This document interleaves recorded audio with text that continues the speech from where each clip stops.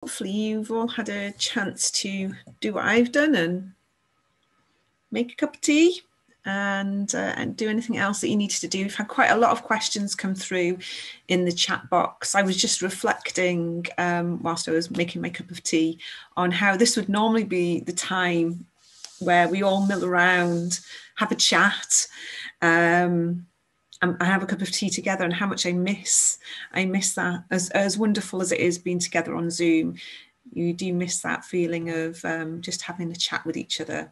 So thank you all for coming back, and thank you to those that have already started putting their questions in the chat box. Please continue to do that as we go into the next part of this session. So what I'm going to do now is, we had some questions that were emailed into us before this session. So I'm going to now put those questions to our panelists, and we'll see how many we manage to get through in this session, because I want to hear from as many people as possible, because I think each person on our panel has a very unique insight into how they've run their projects and worked with their community. Okay, so hopefully I can see our panelists in here somewhere. So if you'd like to start hovering over your unmute button, panelists. So my first question, and this one's going to go to Alison from Tea at 3. So if you get ready, yes, Alison's ready. So Alison, how did you let people know about the project so that they could access it? Well, for us, actually, it was very easy in respect that we held a friendship lunch every Wednesday throughout the year. So then we knew that there was a group of about between 15 to 18 people who couldn't access this any longer due to the situation. So we thought, well, they can't come to us, maybe we can go to them. So then we contact them, each one individually, and they responded very positively. So then we knew really that there was a need and that it would be welcomed. And then, of course, Bala being the place that it is, word spread so quickly, and within days, really, people were referring other people to us and saying, well, so-and-so would appreciate the tea. So really for us, you know, it worked out quite easily. Yes, it did. Thank you, Alison. That's really helpful. I'm going to take that question now over to Anne from the £2 Food Club. So the question was, Anne, how did you let people know about your project and how could they access it? Well, there was, excuse me, there was sort of two strands to that, in the sense that there was the whole donations group, and then there was people that, you know, are on receipt of having the shopping. We already had Facebook pages set up and a website, so it went out in that way. What we found was that, because this cost about probably about £300 a week to run, in terms of the volume of the shopping we have regularly between 40 and 65 groups of people coming in for shopping each week. So in the initial instance, you know, we just had donations from various people within the churches in the area, but also some of the people from the community. The links were also there for the town council, so that was an automatic pickup. And basically it's just grown, and it basically, we've had people from Mould, from Connors Quay, from Shotton, and all the surrounding villages and so on of Holywell. Thank you, and that was really helpful to hear how you've done that. And I'm going to take that question now also to Nia, Nia's ready. So the question again was, how did you let people know about the project so they could access it, Nia? Well, we certainly didn't advertise it big time, because who wouldn't say no to a proper Sunday lunch for free? So that was a bit of a dilemma. So we knew about, you know, a few vulnerable people within church, but this was for the whole community. And so I was very fortunate by that stage, because I'd already begun to be part of Newtown Network that involved people of different agencies. And so it went through referrals, really. And Pont Havren, that's the voluntary mental health agency, agreed to take referrals for us. So we were taken out of that decision as to who was eligible and who wasn't. And so it sort of evolved. But the beautiful thing about it now is that I think we're covering all parts of the mission area in delivering. It's going cross country, so it's not only in Newtown, and that's good. Thank you, Nia. That was really good. Good to hear from you. We're going to go on to our second question. And first of all, going to go to Stephen from Community Angels and ask, how did you find and recruit volunteers for this project? Well, we knew that we wouldn't be able to turn to our usual sources of volunteers, because if you cast your minds back to when the first lockdown started, the assumption was that an awful lot of people would need to be shielding themselves. And of course, when we were giving a neighbourhood angel with a named contact to every household, we didn't want those angels to have to withdraw too often. So we knew we needed a new cohort of volunteers, and we used social media to recruit them. And wonderfully, we got a tremendous response from younger people in the community who were, it seemed, just waiting for an opportunity to help out in this situation. Thank you, Stephen. And I'm also going to take that question over to Esther from Christmas Hampers to just ask her, how did you find and recruit your volunteers, Esther? Well, I work across 2 mission areas as a youth and children's chaplain. So that's, I don't know everybody, that would be impossible. So what I found was that the clergy, the clergy were my secret agents, and they helped to publicise the word of the project and kind of spotlight people that might be interested in helping. In saying that, since I started my job, I have worked really hard to visit as many churches in my mission areas as possible and get to know people. So some of the volunteers were recruited through my existing relationships. And I think that's really important, because much as a project can capture people's imagination, I think sometimes if you don't know or trust the person running the project, that can be a barrier to involvement. So I think that was really helpful, just through existing relationships and people. They're kind of key people that can persuade other people to help too. Thank you, Esther. That's really helpful. Okay, we're going to go on to our third question, and I'm going to put this first of all to Anne from £2 Club. How do you support your volunteers so people don't become overwhelmed, and so that new volunteers feel that they are welcomed into the project? This is quite complex for us, I think. We have obviously the means to meet together on the Thursday when the food club happens, and those volunteers get to work together, get to support each other, get to be encouraged by each other, and see the growth and the variety and all of that. So that interaction is really very good, because it's actually physical. It's more difficult for those people that are, doing other things like shopping or donating, and that's basically done by one of the volunteer group have taken it upon themselves to send out emails and so on to keep people updated generally, which is good.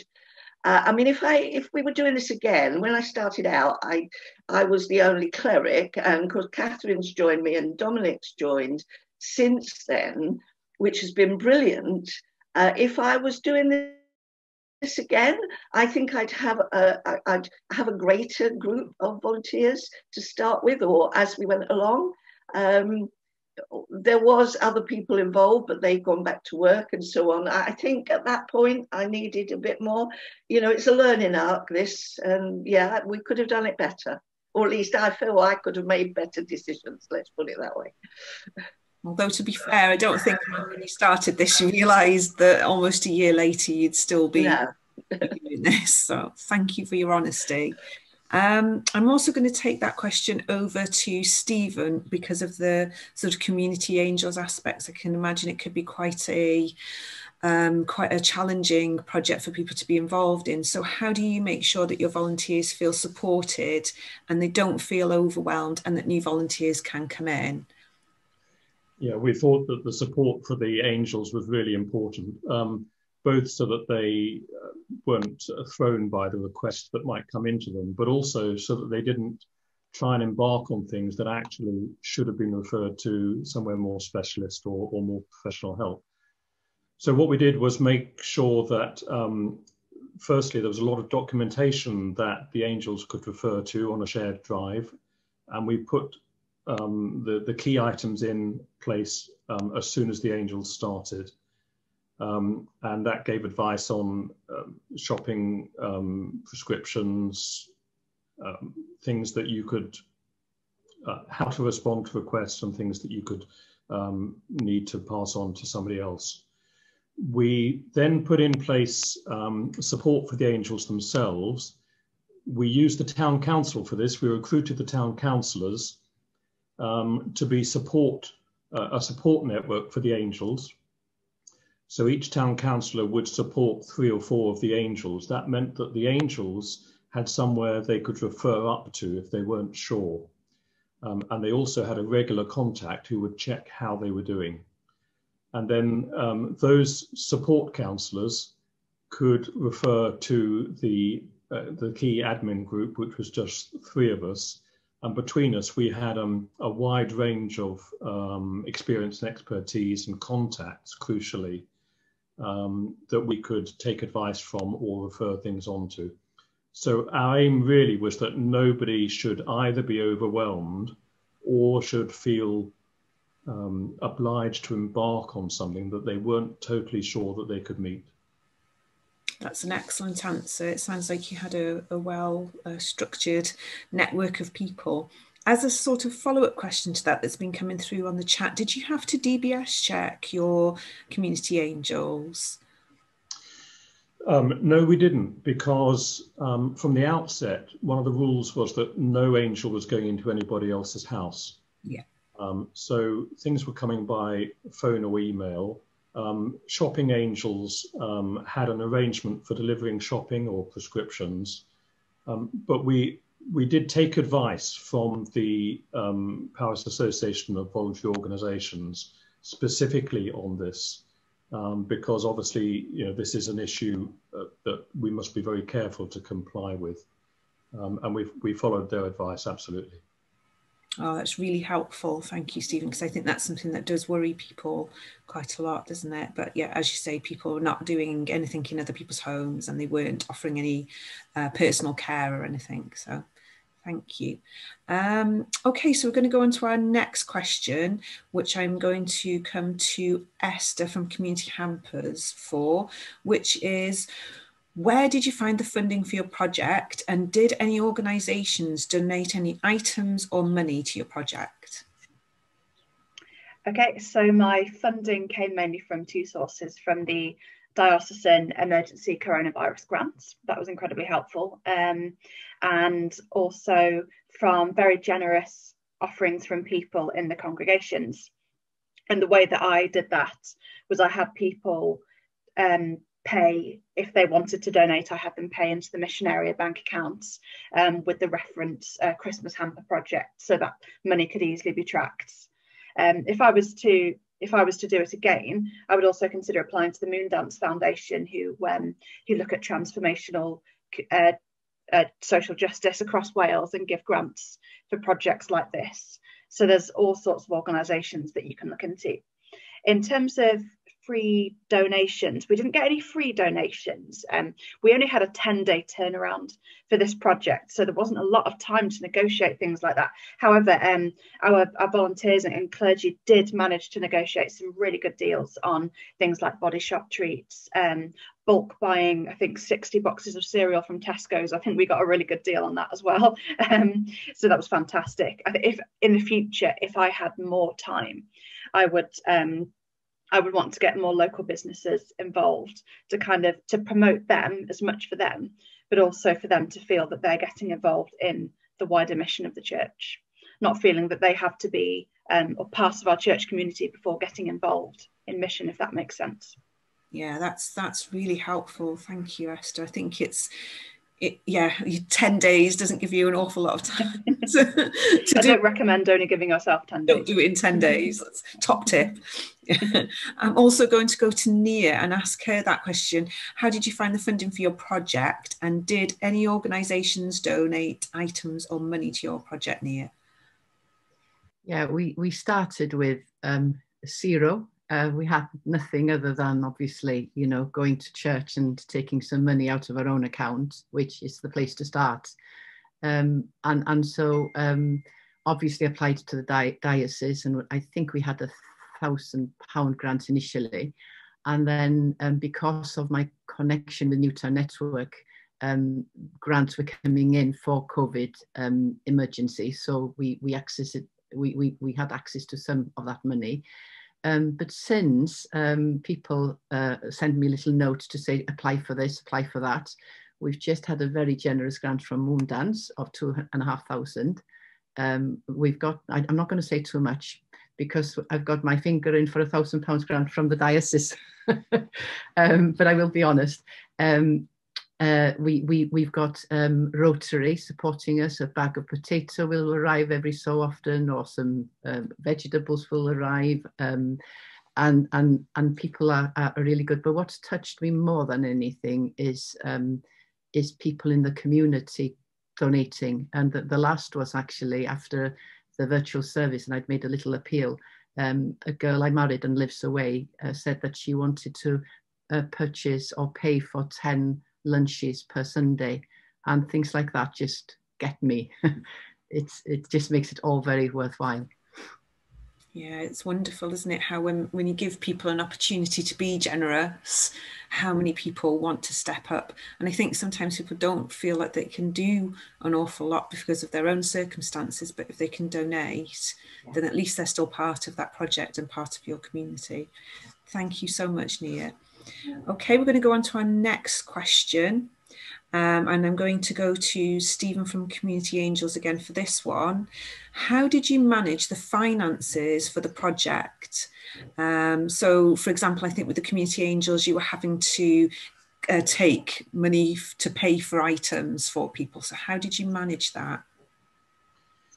Yeah, we thought from the beginning that this was one of the things we had to try and get right, because we were dealing with members of the public who in many cases were saying, well, take my bank card and I'll give you the number and get me some cash and things like that. And clearly we couldn't work on that sort of basis.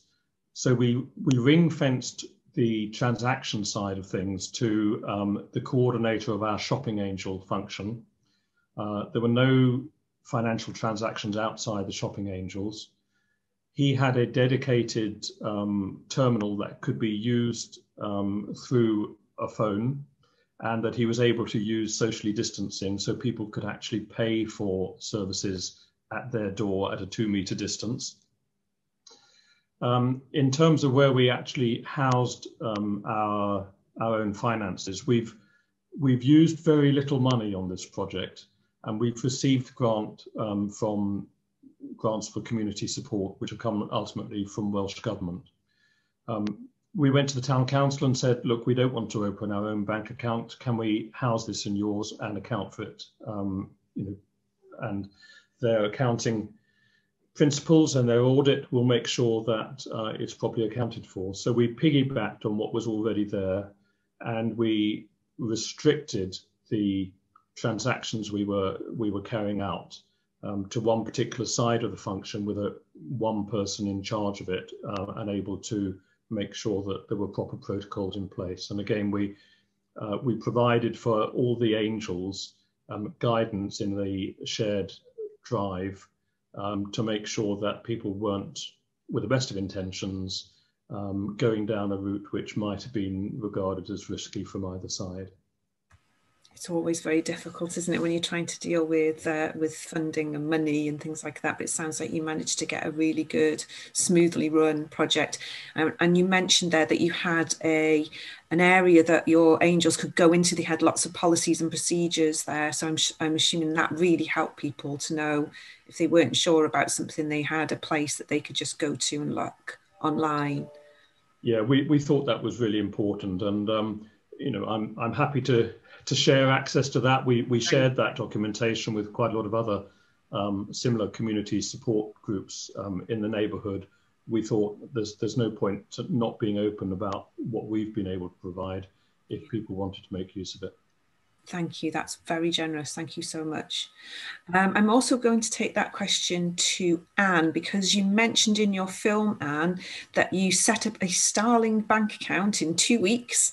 Could you tell us a little bit more about that, how you managed to do that and what it is? Well, it's one of these apps that I'm not very knowledgeable about. It was set up by one of the very first people that got together to basically want to, they approached me to float this idea. Now, there is a drawback to this, because it has to be in an individual's name. So it has to be someone that's very trusted. And we had that on tap, so that was good. So the principle is that you suddenly have a standalone bank account, but lots of money has gone through this account, thousands, because of people's donations, grants of various kinds from the diocese, from other places.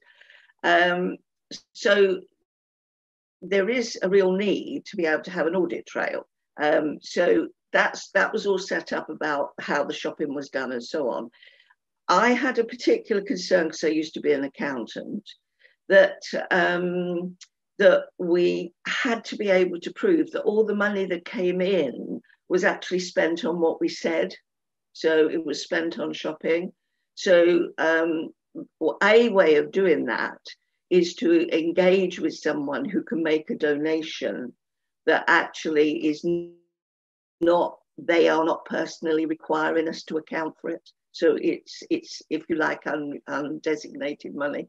So that's a way of actually doing that and actually being clear that you've got everything in place to account for it.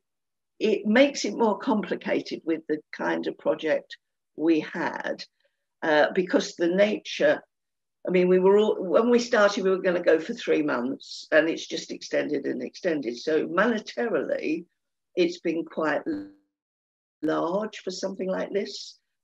So it has been an absolute bonus to have a separate bank account. We use the mission area bank account when we've had grants in and then transfer money. So there is a need for an audit trail, but it can be done, and in very short order. Thank you, Anne. It's always complicated, isn't it, when it comes to finances? But it sounds like you did a really good job, especially in such a short amount of time. I'm going to go off script a little bit here, because I know that Alison has to leave just before the end of this session, and there's some questions that have been coming in that are directed to Alison and Nia. So Alison, I hope you can hear me. I can see you. There you are. If you can unmute. I'll come to you first. We've had some questions around food hygiene. How did you make sure you complied to food hygiene regulations? Alison, you're still on mute at the moment. Thank you. Oh no, back on mute again, Alison. I don't know why. There you go. Okay. Yeah. Yeah. Sorry, can you repeat the question? Yeah, of course. So we're having some questions coming in about food hygiene. I know you weren't cooking main meals, but how did you make sure that you were complying to food hygiene regulations, and what did you have to do? Well, the lady who is in charge of the organization, she is our, I don't know what the word is really. She looks after the friendship lunches and things. So everybody prepares their food in their own home, and we did as much research as we could. And as long as we sanitized everything, wear gloves, masks, etc., that was all that was asked of us to do, really. Yeah. It was quite basic food that you provided. It is, yeah. Which is always a bit more challenging. Thank you so much, Alison. So I'm going to go over to Nia as well now, because you were doing hot meals, Nia. So was that a challenge for you with the food hygiene regulations? You're on mute again, Nia. Yeah, it's called delegation, isn't it? Good idea. We started off at the Methodist Church. Unfortunately, you know, the kitchens and everything were, they are being assessed, and it wasn't our property. And then now we're in Ladywell School, which is a canteen of a school. So again, we don't have to worry about the equipment and the, you know, the upgrade and what have you. But most of the people who are preparing the meals have done the food hygiene course. Yeah. And some of them who wanted to be involved, who hadn't, have done it now online, so that we were complying with the regulations. That's excellent. And you can do it online for about £20, can't you? I've done it online a few times, but I have to say I wouldn't recommend doing your online food hygiene while you're eating your tea, because you won't want to. And I also noticed when we were there, they were very careful about checking the temperature of the meals and just making sure everything went out as quickly. And it's such an efficient system that you've got set up. I think the meals were probably out of that kitchen and delivered in such a short amount of time. So thank you, Nii, that's really helpful. Go back onto the script again now. So my next question, and I'm going to come first of all to Esther for this one. What do you see as the most important thing that a church on the high street can do when lockdown ends? Thanks. I was thinking about this and reflecting on this, and I think it's two things really that emerge for me. I think the first is, can we not go back to normal? Can we embrace a new normal? And then can we go one step further and embrace that God is always doing a new thing? So I think take the lessons that we've learned and not just go, not slip back into what we were doing, and take what was good about what we were doing and take what we've learned and move forward. I think something else that I've also been reflecting on for myself and my ministry is very much based around a very famous story that you will probably all know. It's in all the four Gospels, and the disciples come to Jesus and say, well, there's 5,000 people here, and probably more like 10,000 actually, and there's 5,000 people here. Why don't you send them away, because they're not going to get any food otherwise? Jesus says, well, you give them something to eat. And then the disciples respond very much with, well, oh, okay, Jesus. It's quite sarcastic. They're like, oh, okay, Jesus. Okay, we'll just go with all our money and we'll go to the shop and we'll get some food and we'll see you in a couple of hours, yeah? And you can just see Jesus kind of rolling his eyes. Okay, enough of this, enough of that. What have you got? And they say, well, we've got 5 loaves and 2 fish. Not that that's going to do much for 10,000 people. And Jesus takes these 5 loaves and blesses them. And I just think there's such a lesson in here for our ministry that I've always missed before. And let's not try to give God what we haven't got. Let's not worry about let's not worry about all the money that we haven't got, or the Instagram followers that we haven't got, the talents that we haven't got. Let's not try and give God what we haven't got, because he doesn't want that. He wants what we have got, even if we think it's a humble offering. Let's give him the 5 loaves and 2 fish and let him bless it and see where we go. And I want to see a church that does that. Oh, I think Dominic said, I can see Dominic's hand up as well. And I was actually just going to talk about you as well, because you said earlier, let's be yes people. Let's say yes to people's passions, not what people think they should have, but what they have got. But over to you, Dominic. Sorry. Can I jump in, Sarah, as a sort of soft panelist? Yeah. I think one of the risks, and this is a question I've asked, so Karen, don't ask the question, I'll answer it myself. I think one of the problems of the sorts of things that we're doing is it's very easy to create a real us and them feeling. And there's a real risk that the church becomes the sort of middle class giver of help to the poor people in the community. And so what I'm really keen for us in St. Peter's to be thinking about is, how do we make sure that as soon as we can, as soon as lockdown's finished, how do we work to say, this is about community. It's not about us, the sort of rich people in the church, which I think, if we're honest, in Holywell is what it is. The church is quite middle class compared to the town.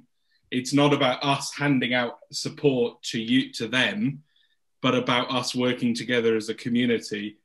And the volunteers who really lead the project are really keen on things like inviting people to meals in church, eating together, having worship together, having social time together.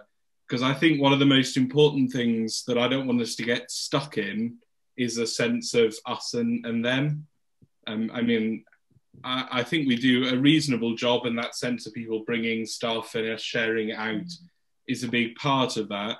But I think we've got to work hard at that when lockdown ends. Otherwise, it's going to just actually increase the divide, because people will feel they can only come to the church if they need charity.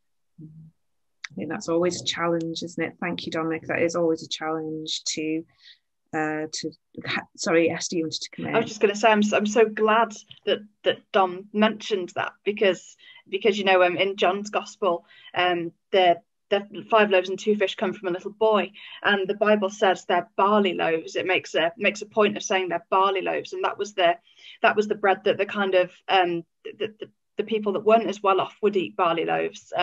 The richer people preferred wheat.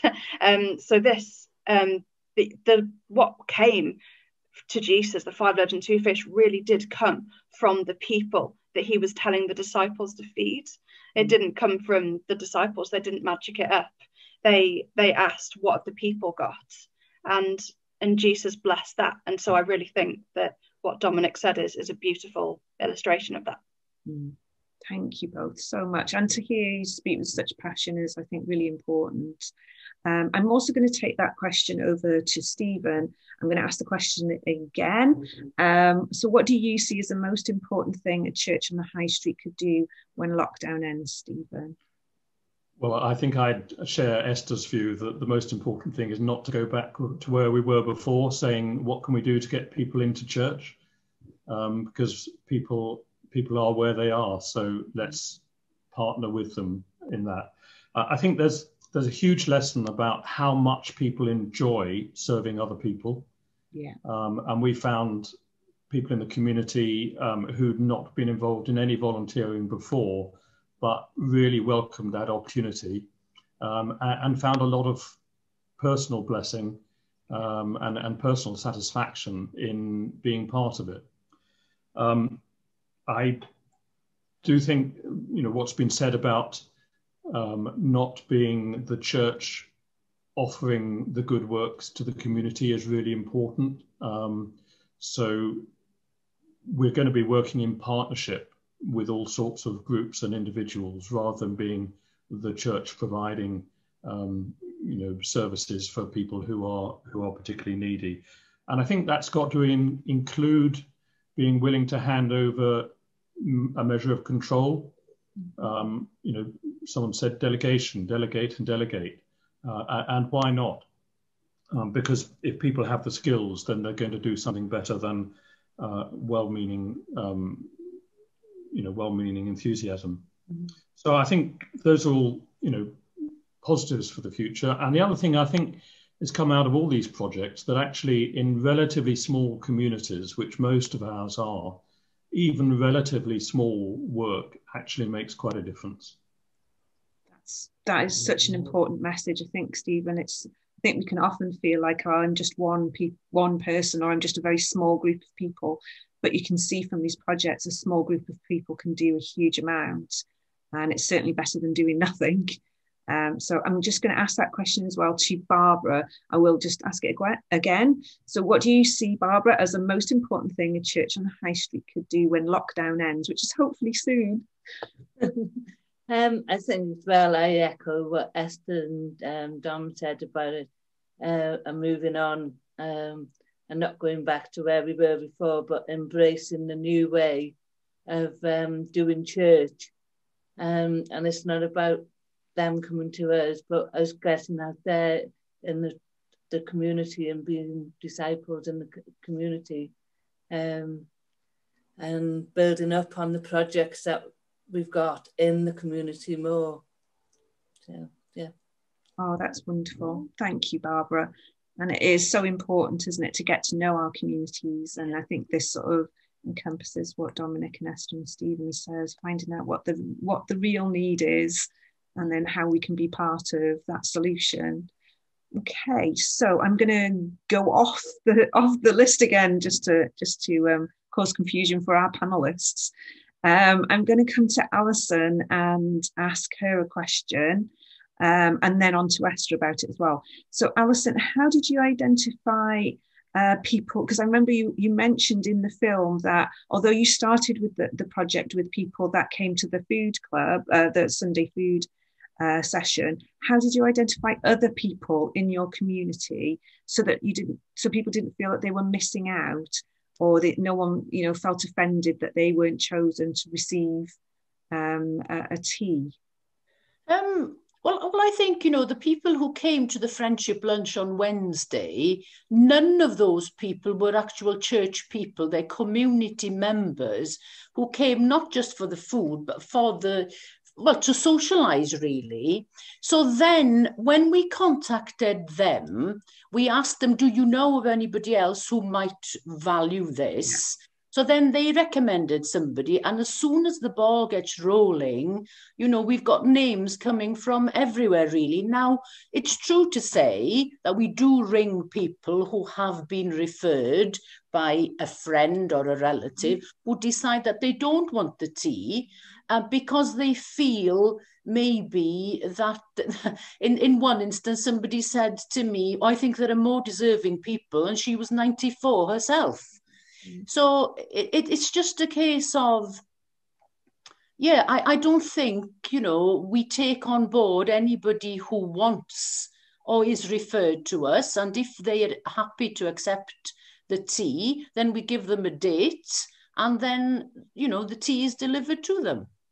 That's wonderful. So people can self-refer, a friend can refer. Anybody. So that's wonderful. And it's not just to one person they can refer. They can refer to the church wardens, to the rector, to anybody involved with the group, really. And, it depends on the person they know best. Yeah. But the message always comes back. Yeah. That's wonderful. Thank you so much, Alison. I'm going to go to Esther as well. I'm going to ask a question again, Esther. How did you identify the need and make sure that people didn't miss out? I know you mentioned you'd worked in partnerships, so could you talk a bit more about that? Sure. I had this, I think in the video it was mentioned that I've had this initial vision, of filling stockings with presents, and people could almost come and get them, or they could be delivered somehow. It was a very vague vision, but I was excited about it. And then I spoke to Meira, who is the manager of Home Start Denbighshire, and she said, as I said on the video, parents buy their children presents, they manage, but it's after Christmas that they struggle when services are difficult to access. So I kind of thought on my feet during the conversation and thought, right, okay, how can we still do something whilst actually remaining true to the vision of wanting to do something, and yet actually providing something that's relevant. So I worked with Home Start, and they brainstormed together as a team to come up with what would actually be really good for kind of post-Christmas hampers, what would be really useful and practical for families that are struggling to access services after Christmas. And I think sometimes I think there is a time where God can give you a vision, and it is your job to remain faithful to that vision, even despite pushback. And I think sometimes, as in this case, you have a vision, and the vision is more about something bigger and something greater. It's more pointing you towards something, and you have to be willing to kind of let go and let God. Just say, okay, God, you gave me this, but I'm willing to let it evolve. And that partnership with Home Start was incredibly valuable, because they realized that we were willing to listen to them, and we realized that we had that they had the expertise and the many years experience with vulnerable families to be able to kind of dictate the terms a little bit. So that it's a really valuable partnership, and we hope we can build on it. I think that's a really important lesson that you've mentioned there, Esther, about when you're partnering with another agency, they are the experts in, who's in need here and what those needs are, because it is very easy, isn't it, to think, well, we want to do this project, but is that the right thing? Is that just because you want to do that, or do you want to serve people and serve the need? And it sounds like you managed to get that balance, and also, you know, being really respectful that they are the experts in this field. So I think that's a really good partnership. Thank you so much. I'm going to go back to the original questions. Our poor panelists have been worked out on this, I think. So, right. So question 7. So do the panel, it's quite a long question, this one, do the panel have any advice on how to improve communication to a large rural community, bearing in mind that online access isn't always possible and in some cases may not be wanted due to the average age of our congregation? I would love to reach out to the community from the church, especially as our future needs to be out there, but it feels like an overwhelming task to start with. So I'm going to come to Stephen for this because I think this is a really challenging question, but I think Stephen might have something that he can share with us. Well, I think the first thing is that whilst online access isn't for everyone, it's going to be fantastically useful in the future. You know, that's one of the things we've learned in the last 9 months. And it's not, it doesn't depend on age. The people who are joining online services and accessing online help of all ages. So that is going to be, I think, much more to the fore than it's been in the past. I think based on our experience with Neighbourhood Angels that there is something about the communication with communities being easier if it is networked out. So the principle that every household in Montgomery has got a card on their mantelpiece with a named contact that they can access, a phone number and an email address. That's a way of providing a sort of cell structure within a community. And what would be overwhelming for an individual to say, well, ring me anytime. Yeah. It doesn't become overwhelming if you've got 10 people or 20 people who are taking a section of the community and who themselves are supported. So that if something comes in that they can't immediately help somebody with, they know where to turn for their own support and to get the proper professional advice if need be. So I think that that's probably a principle that we can adapt for church work after this particular situation. And I think what's also been said about partnership is really important. There is so much out there already providing really excellent help for people in specialist areas. We don't need to do what other people do better, but we do need to be able to steer people to it. Yeah. One of the things we did right at the beginning was set up a relationship with the local food bank. So we had the ability to refer people to the food bank. And those sorts of relationships enable an individual project to multiply its effect several times. And it makes sure that you don't rashly go into areas which are actually outside your area of expertise. So I think there's going to be a huge amount of transferable learning. And watching the films this morning has just, enthused me for how much there is we can each take into our churches for the future. Oh, thank you, Stephen. That's an excellent answer. And I think it is almost, when you're talking there, I can hear that it's about not trying to eat the whole elephant. And I think sometimes we look at things and it becomes overwhelming, the task ahead of us. But like you say, you managed to break it down into, instead of people having to cover a whole area, they covered a small area and they did it with full support. And then you linked in with all of these different agencies so that people don't feel they have to do everything. That's really important. Thank you, Stephen. That was an excellent answer. Okay, I'm going to come to my last question that was pre-submitted, and then we're going to come to some more of, there's been lots coming through the chat box. So thank you to everyone for doing that. So my last question is, I'm going to go to Nia first of all on this one, is to what extent has doing this project and this work changed how you do church? good question. I think I commented, and you caught it, that I thought my ministry was pretty fruitful, but it really wasn't. The churches I've served have looked after themselves, and we've had a bit of outreach with baptisms and funerals and weddings, and not to belittle all that, you know, we do good work, but I've always been conscious that we should be out there more than in the church. And it's just pushed that issue really. And what the lunch has done, it has encouraged other projects. And so there's a tea, because of the over 70s weren't allowed to, bless them, they were very restricted initially. So at All Saints they started to do a tea, so we can do this.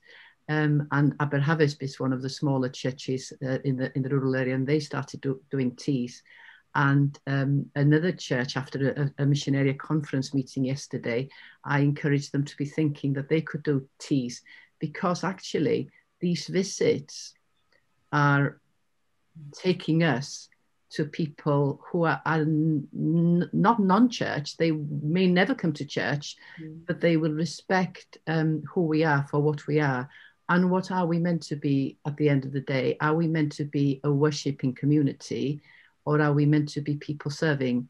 Maybe we need to find a way of being, combining those two. And for me, I honestly feel that COVID has been, a disaster in many, many ways, but it has actually been a gift in another way, for how it has forced us as churches to think different and to do different. That's a really good answer. Sorry, just dropped my paper on the floor. Thank you, Nia. And I would like to also say, I think your ministry was fruitful before. I think you've been a bit hard on yourself, but I can see that this is, like you say, you've sort of risen to the challenge of COVID, and rather than seeing it as a reason to stop doing things, you've managed to see it as a reason to do so much more. So thank you so much for your answer. And I'm going to go to Anne as well. So I'm going to ask the question again: to what extent has doing this work changed how you do church, Anne? Well, I think I'm probably in the thinking phase, really, trying to look at what it might mean and what it's starting to look like. What I've been thinking about is that actually we shouldn't be doing, like Dominic said, we shouldn't be doing these things, as patronage. We shouldn't be in that ballpark. This should look like with, right? That we are together with, right? And the more I think about that, the more that sort of informs how I'm looking at church for the future. Okay, so if we look at the idea of pioneering, basically what it is the community of faith actually meeting with a different community. So in terms of the food club, for us, you could say this is the community of faith meeting with the community of need, yeah? And that together forms a whole, right? If you don't look at it like that, we will endlessly be doing two. And, my background says, and my heart says, that is not a good thing. It's not dignifying for people. So what we're starting to see is the possibility of other things happening out of the food club. So we're intending to do a sort of women's support group that's about empowering women. And it will be formed from women in the church who want to join, but also women from the food club who want to join. And I think that's probably our start base for seeing church differently. We do a lot of small groups within the mission area on Zoom at the moment, but ordinarily physically. And I think our future is much more built on relationship. It's actually got to be, right? Because if we're about anything, we have got to be about loving one another, right? So that process, being church, looks much more healthy to me than the process of either going out into the community with the crusading flag and, you know, doing for others, or the, you know, staying inside the church walls and looking to feed ourselves. I'm still thinking this through, so it's a work in progress. But that's good in itself. And that's other people. So of course, Dominic, Catherine and I are having these discussions ongoing, because there's an inevitability about that, because somehow or another, this has got to work much more broadly in the future. Yeah. Can I mention, sorry, can I mention one thing, Sarah? Sorry. Yes, yeah, of course you can. One of the other things that it's done, well, a very important thing really, is that the church doesn't stand on its own now, and it's very much to do with what you were saying, Anne. But every Wednesday now, I sit with a group of people, and they wouldn't call themselves Christians, but I've never seen people with bigger hearts, you know, involving statutory agencies, the town council, and really the meeting is to make sure that every need is catered for, and that we don't recreate the wheel or, you know, double up. And we're now approaching a project that I am scared of, and I would never do it as a church on our own, and we couldn't do it. But, you know, we are now in deep discussion, and you're part of it, Sarah, of having Green Pastures come and purchase a house in Newtown to house the homeless. And although it sounds very much like we are doing too, and look at us All Saints, or look at us Scadewain, or look at us, it's not. It's actually meeting a need. And the need is not just for those people who'll find a home, but actually it's feeding my need and our needs in doing what we're good at, which is loving people and maybe cooking, or maybe teaching people, and doing it together. And building our community to be what it's meant to be, you know, a loving place that accommodates everybody. Oh, thank you, Nia. What a lovely way to sum that up. I'm also going to just come to Barbara, who's had one quite specific question, if that's okay, Barbara. See, no nodding off during these sessions. I think you need to unmute, Barbara. The question is, where's my question? Could you tell us a little bit more about how you made sure that people got their craft items so that they could join in with the Zoom? Okay.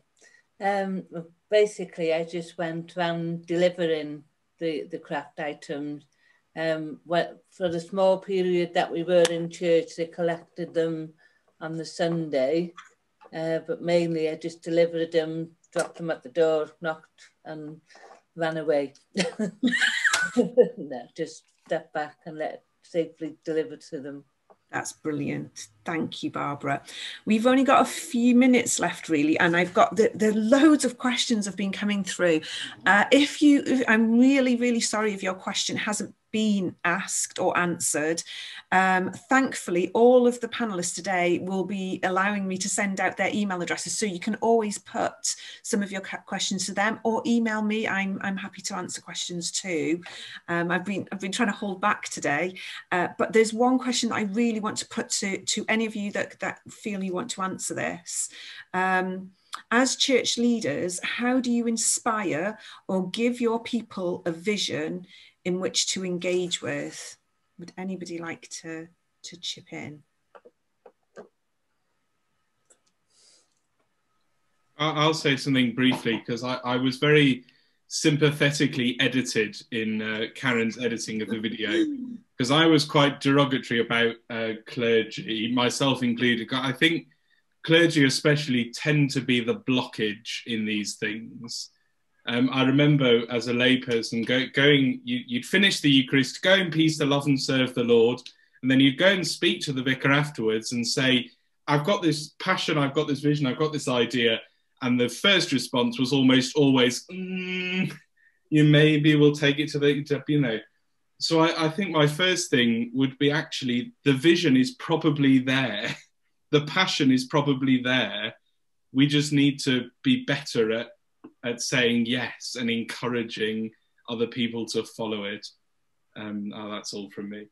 Can I just add to Dominic, seeing as we're of the same mind here, my quote is, if someone comes with a project, the answer is always yes.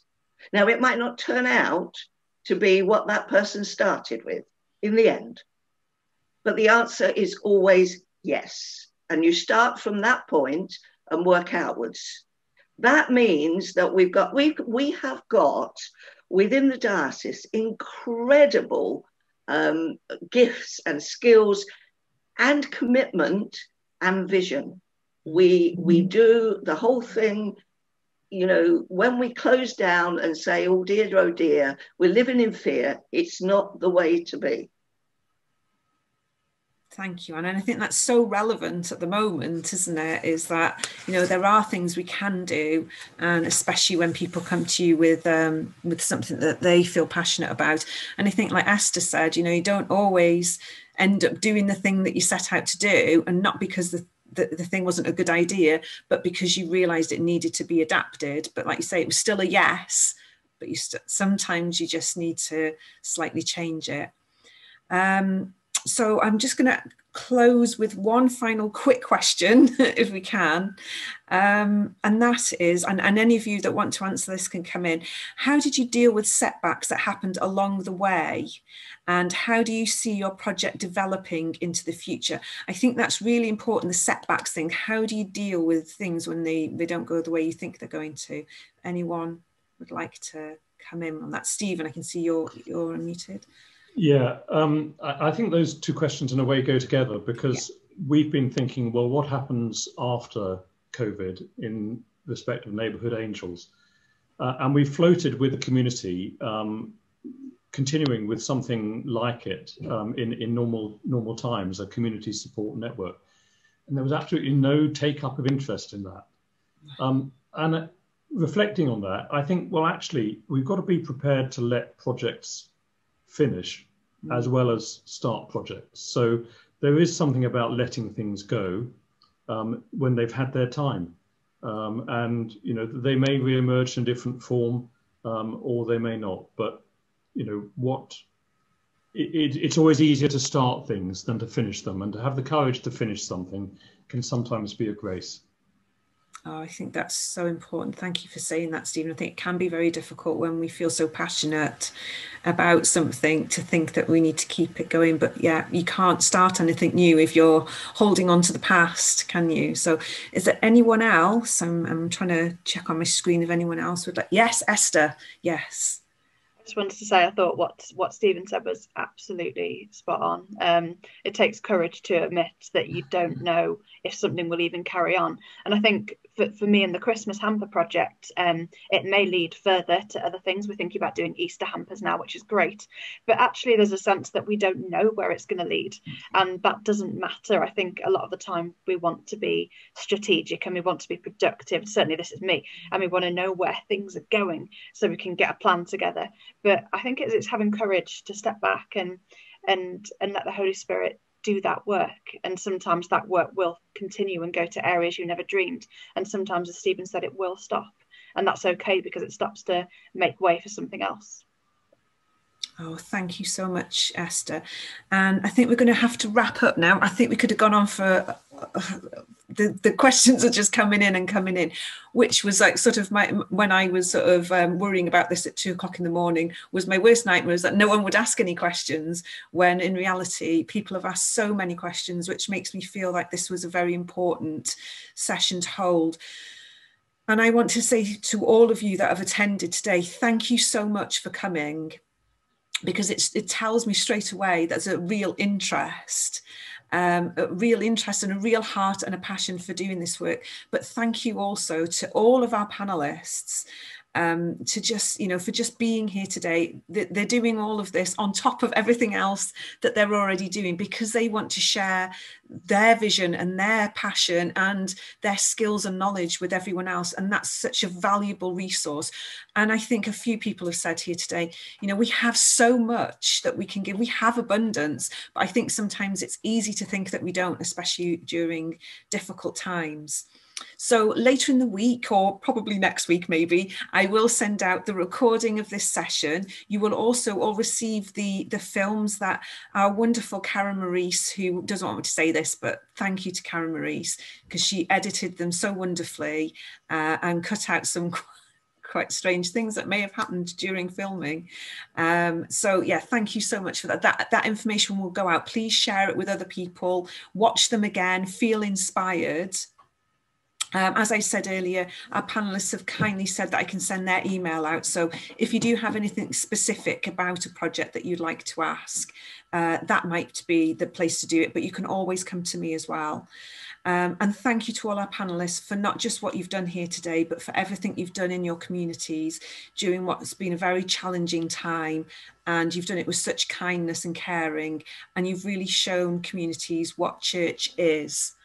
So I think today the themes that have come out most strongly for me are the importance of building relationships, getting to know your community and linking in with other agencies, with individuals, with groups, with community councils, voluntary organisations, businesses, and just people in your community. Build those relationships and really get to know things, because that gives you a real insight into the struggles that many people might be facing.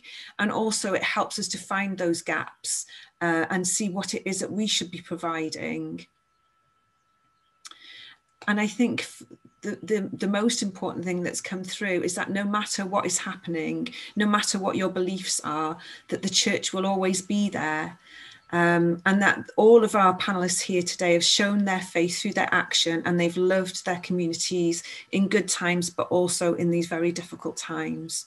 We've heard about valuing our volunteers and caring for each other and ourselves so that we can continue to serve our communities. And I think something that's come through quite strongly from all of our panelists is don't let fear hold you back, and don't let fear of failure stop you from doing any work, because it's so easy to just sit in a meeting. And I think we heard this from Dominic as well. Don't just have endless meetings about it. Step out there and do it. That's what all of our panelists did. They stepped out of the way and they stepped out in faith. So that's it from us today, from all of us here today, from all of our panelists and from myself. Don't forget, I'm here if you want to contact me. And thank you all again for attending, and thank you so much. I wish we could do a round of applause, but thank you all panelists, and I look forward to speaking to you again soon. Thank you all so much. Take care. Bye. Bye.